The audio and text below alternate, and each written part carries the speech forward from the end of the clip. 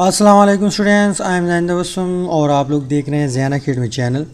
तो आज की इस वीडियो में हम प्रोसेस ऑफ यूरिन फार्मेशन जो है इसके ऊपर डिटेल से बात करने वाले हैं। तो यहाँ पे सबसे पहले एक पॉइंट नोट करें कि ये टॉपिक जो है इसको सीखने के बाद अगर आप लोग के सामने क्वेश्चन आया कि फंक्शन ऑफ नेफ्रॉन, तो तब भी ये आप लोग लिख सकते हैं जो आज की इस वीडियो में हम डिस्कस करने वाले हैं। इसके अलावा अगर आप लोग के सामने आया फंक्शन ऑफ किडनी, तो उसमें भी आप लोग ये लिख सकते हैं। तो कहने का मतलब ये है कि एक तीर पे तीन शिकार, एक तीर पे तीन शिकार, यानी यूरिन फार्मेशन में भी लिख सकते हैं ये चीज़ें। इसके अलावा function of nephron, function of kidney, इस सब में आप लोग इस चीज़ को लिख सकते हैं। अब हम स्टार्ट करते हैं कि यूरिन की या पेशाब जो है इसकी फार्मेशन किस तरह होती हैं एक ह्यूमन बॉडी में। तो यूरिन फार्मेशन हम तीन प्रोसेस में डिवाइड करते हैं।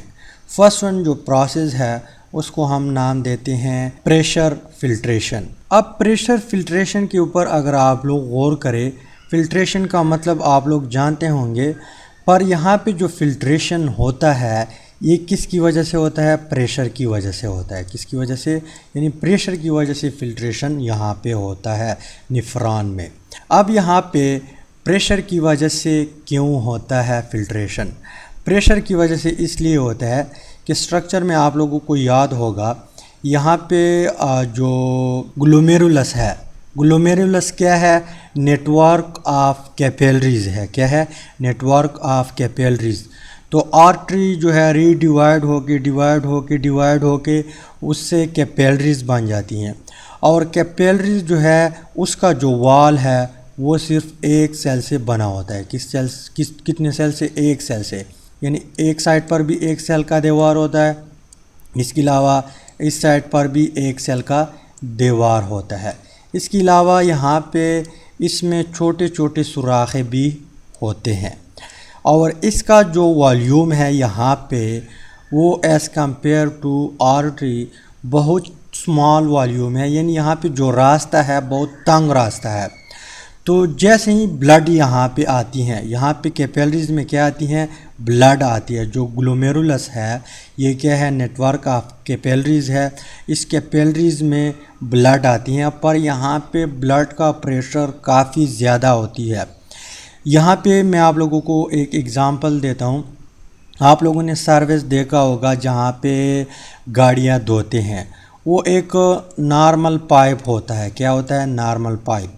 उसमें नॉर्मल वाटर जाती हैं इस तरह, लेकिन उसका जो हेड है, उसका जो सिरा है पाइप का, वहाँ पे एक छोटा सा पाइप डालता है। उसका जो मुंह है या उसका जो ओपनिंग एरिया है वो बहुत स्मॉल होता है। स्मॉल होने की वजह से वो काफ़ी दूर पानी फेंकता है। क्यों? क्योंकि उसके ऊपर प्रेशर आता है। प्रेशर आप लोग पढ़ चुके होंगे फिज़िक्स में या केमिस्ट्री में। प्रेशर हमारे पास क्या है? इन्वर्सली रिलेशन रखता है किस चीज़ के साथ? एरिया के साथ। Pressure is equal to force per unit area, यानी एरिया के साथ इसका इन्वर्स रिलेशन है। जितना एरिया तंग होता है, यानी जितना एरिया कम होता है, वहाँ पे प्रेशर ज़्यादा होता है। जब एरिया ज़्यादा होता है तो प्रेशर कम होता है। तो यहाँ पे मान लो ये आर्टरी जो है, यहाँ पे प्रेशर, ब्लड का प्रेशर कम होता है क्योंकि यहाँ पे एरिया ज़्यादा होता है।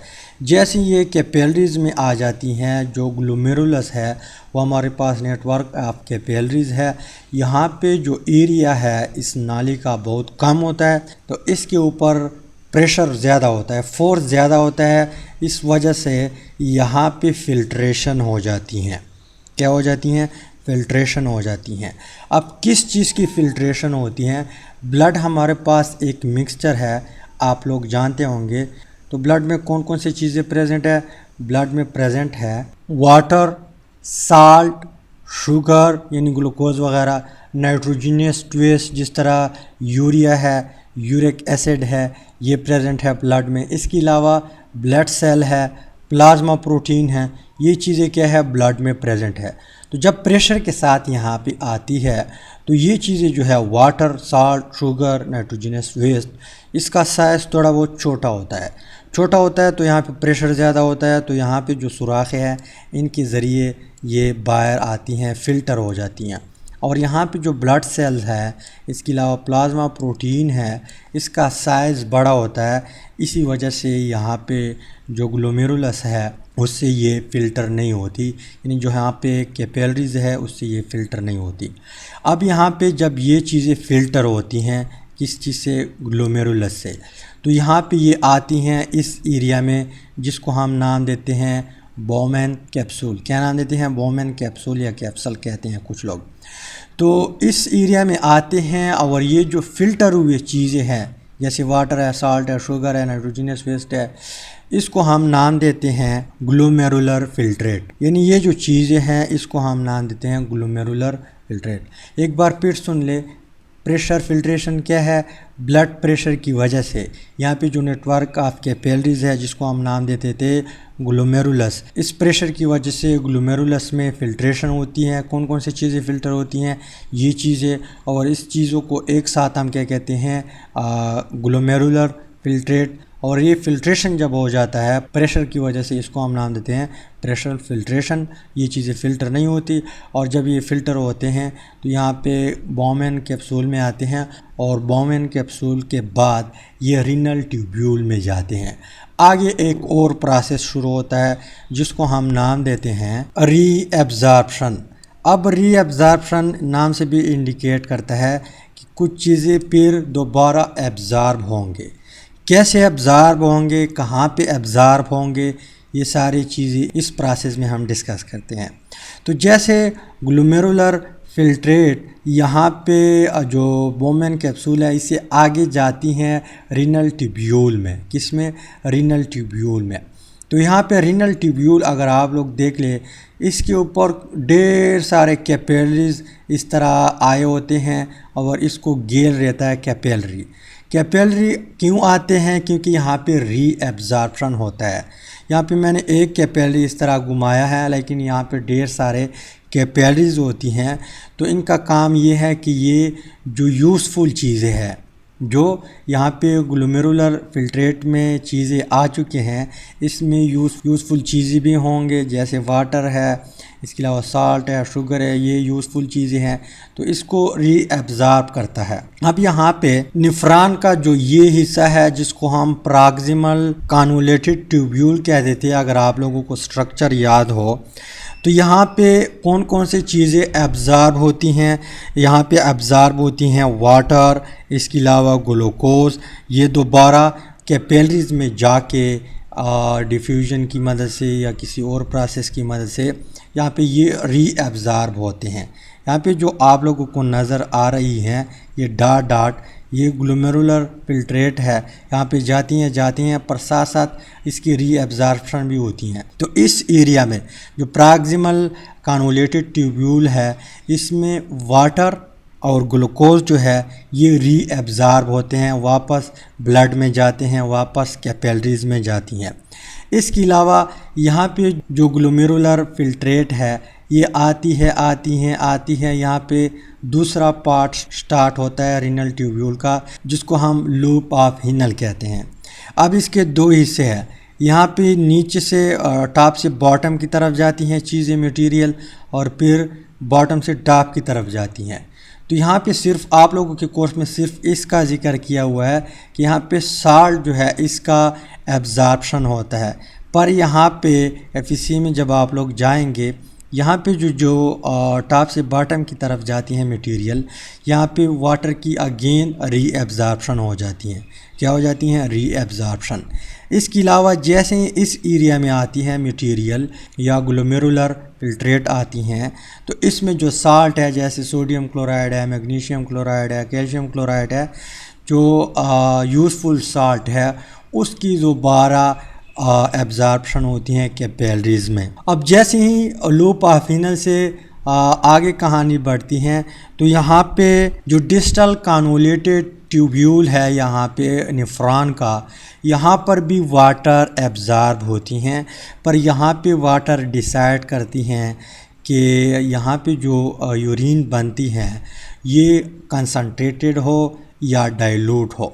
कंसनट्रेटेड और डाइल्यूट का मतलब ये है कि अगर यहाँ पे जो ग्लोमेरुलर फिल्ट्रेट है इसमें वेस्ट प्रोडक्ट ज़्यादा हो, मतलब नाइट्रोजनस वेस्ट है, यूरिया है, इसके अलावा साल्ट वगैरह भी हो सकते हैं, तो उसमें अगर पानी का मिक़दार कम और यहाँ पे सल्यूट का मिक़दार ज़्यादा तो तब ये कंसनट्रेटेड यूरिन होगा।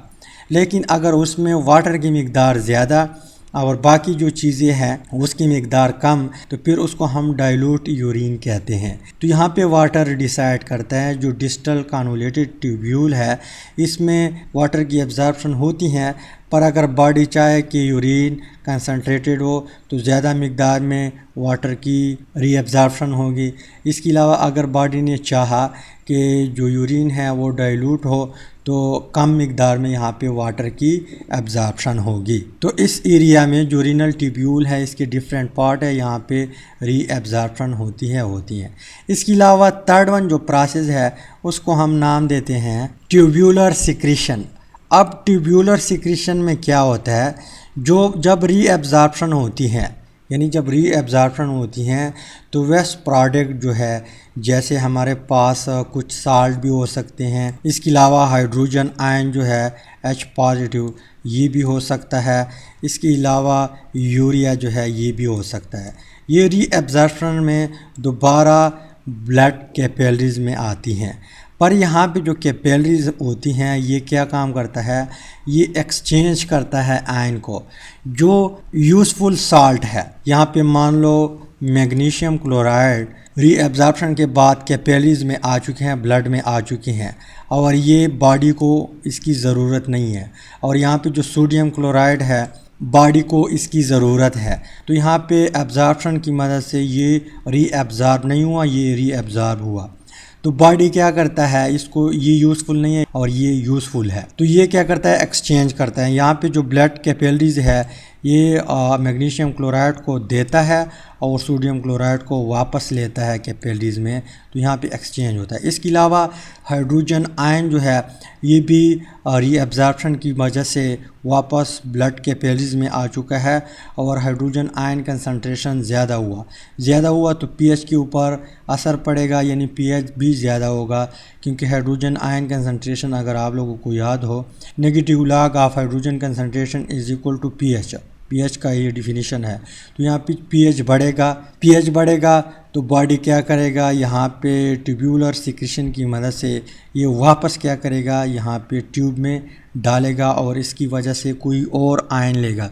इस तरह यूरिया अगर रीअब्जॉर्प्शन की वजह से कैपिलरीज में आ चुकी हैं तो ये दोबारा यहाँ पे डालेगा, किसमें, ट्यूब्यूल में, रीनल ट्यूब्यूल में। तो यहाँ पे आयन एक्सचेंज होता है, इस प्रोसेस को हम ट्यूब्यूलर सिक्रीशन कहते हैं। तो इसके बाद यहाँ पे जब ये काम होता है, इसके बाद हमारे पास यूरिन या जो पेशाब है, पेशाब भी आप कह सकते हैं, वो फाइनली यहाँ पे आ जाती हैं कलेक्टिंग डक्ट में। और यहाँ पे जो एरिया नज़र आप लोगों को आ रहा है, यहाँ पर भी कोई और निफ्रॉन अटैच है, वो भी इस तरह कारोबार करके यहाँ पे ढेर सारा यूरिन आ जाता है। अब ये यूरिन ये कलेक्टिंग डक्ट क्या करता है, रीनल पेल्वस जो है उसमें सेंड करता है, वहाँ पे आ जाती हैं। रीनल पेल्वस फिर क्या करता है, यूरिन जो है उसको यूरिनरी ब्लैडर में सेंड करता है। यूरिनरी ब्लैडर में फिर जमा होके फिर आखिरकार आपको जब फील होती हैं कि मुझे पेशाब आती हैं तो यूरिटर के ज़रिए फिर आप लोग बाहर फेंकते हैं। तो उम्मीद करता हूँ वीडियो की समझ आई होगी। अगर कोई क्वेश्चन है तो आप लोग पूछ सकते हैं। Finally thanks for watching.